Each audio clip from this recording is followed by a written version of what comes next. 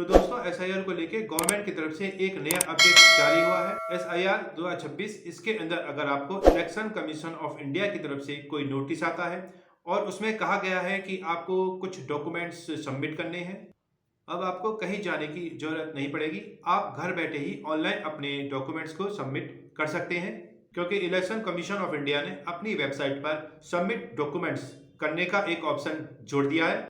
इस वीडियो के अंदर मैं आपको बताऊंगा कि आपको डॉक्यूमेंट्स कैसे अपलोड करने हैं और किन लोगों के लिए जरूरी हैं, और जिन लोगों ने अपनी फैमिली मैपिंग नहीं की है उन लोगों को ये नोटिस आता है। और नागरिकों की सुविधा के लिए इस पोर्टल पर नया ऑप्शन गवर्नमेंट ने जोड़ा है, जहां पर आप सभी को, जैसा कि मैं आपको स्क्रीनशॉट दिखा रहा हूं, जब आप अपना वोटर आईडी कार्ड नंबर डालकर आगे बढ़ोगे तो आपको यहाँ अपने परिवार, जिससे आपका रिलेशन साबित हो कि इससे आपका संबंध है, वो डॉक्यूमेंट्स आपको अपलोड करने हैं। अब डॉक्यूमेंट्स भी गवर्नमेंट ने कम ही रखे हैं, जिसमें से आपके पास एक डॉक्यूमेंट तो होना चाहिए।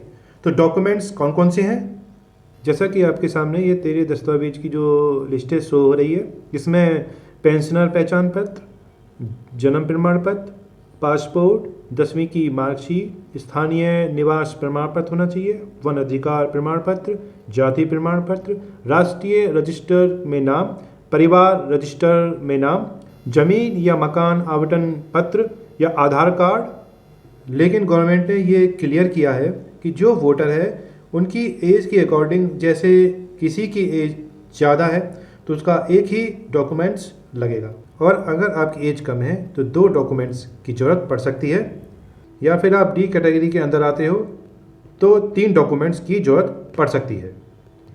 तो अब मैं आपको लाइव दिखाता हूँ कि कैसे अपलोड करना है। तो सबसे पहले आपको अपना ब्राउज़र ओपन करना है। ओपन करने के बाद यहाँ पर हम वोटर ESI डालकर उस पर क्लिक करेंगे। अब जो पहला ऑप्शन है हमारे सामने, इस पर हमें क्लिक करना है। अब हमारे सामने ये पेज ओपन होकर आ जाएगा। अब हमें इस पर अपने डॉक्यूमेंट्स सबमिट करने हैं। अगर हमें कोई नोटिस आया है और हम इस पोर्टल पर पहली बार आए तो हमें पहले साइन अप, मतलब अपनी आईडी इस पर बनानी है। बनाने के बाद लॉगिन हो जाना है। जो हमें नोटिस आया है उसका नंबर डालकर लॉगिन हो सकते हैं, या फिर हम अपना ईपिक नंबर, मतलब वोटर आईडी कार्ड नंबर डालकर इस पर लॉगिन हो सकते हैं। तो चलिए हम अपना वोटर आईडी नंबर डालकर यहाँ पे लॉगिन होते हैं। तो सबसे पहले क्या करते हैं, सबसे पहले हम अपना वोटर आईडी कार्ड नंबर डालेंगे इस पर। उसके बाद सेंड OTP पर क्लिक करेंगे। याद रखिए ये OTP उसी नंबर पर आएगा जो आपके वोटर कार्ड से लिंक होगा। अगर आपका कोई नंबर लिंक नहीं है तो आपको फॉर्म नंबर 8 के जरिए आपको जोड़ना होगा। अब OTP डालते ही नोटिस की इन्फॉर्मेशन हमारे सामने आ गई है। अब जो ऑप्शन यहाँ दिखाए गए हैं हर यूज़र के अकॉर्डिंग अलग अलग हो सकते हैं। जैसे कि मेरे केस में आप देखोगे कि मुझे प्रूफ ऑफ रिलेशनशिप जो हमारे पेरेंट्स के साथ में है वो साझा करना है। इसी के साथ में किसी के केस में अगर proof of relationship grand parents के साथ में एप्लीकेबल है तो वो आपको देना होगा। तो यहाँ पर डॉक्यूमेंट्स को अपलोड करने के लिए फ्रंट और बैक साइड दोनों के यहाँ अलग अलग ऑप्शन दिए गए हैं। यानी कि अगर आप चाहो तो ओरिजिनल डॉक्यूमेंट्स अपने मोबाइल फ़ोन से कैप्चर कर सकते हो और वहीं यहाँ पर अपलोड हो जाएंगे। इसके बाद में ग्रैंड पेरेंट्स के केस में, अगर आपके केस में एप्लीकेबल है तो वो भी आपको यहाँ पर डॉक्यूमेंट्स सेलेक्ट करने हैं। इसके बाद में SIR का डेटा, जैसा कि हम बात कर रहे थे कि लास्ट SIR के अंदर नाम है किसी पेरेंट्स का, तो वहाँ की डिटेल देना है, तो उसका भी सेक्शन यहाँ दिया गया है। तो इस तरीके से यहाँ अपने डॉक्यूमेंट्स अपलोड करोगे, और डॉक्यूमेंट्स मैक्सिमम 2 MB साइज़ के अपलोड किए जा सकते हैं। डॉक्यूमेंट्स को अपलोड करने के बाद जब सबमिट करोगे तो आपके सामने E-साइन का पेज खुलकर सामने आएगा।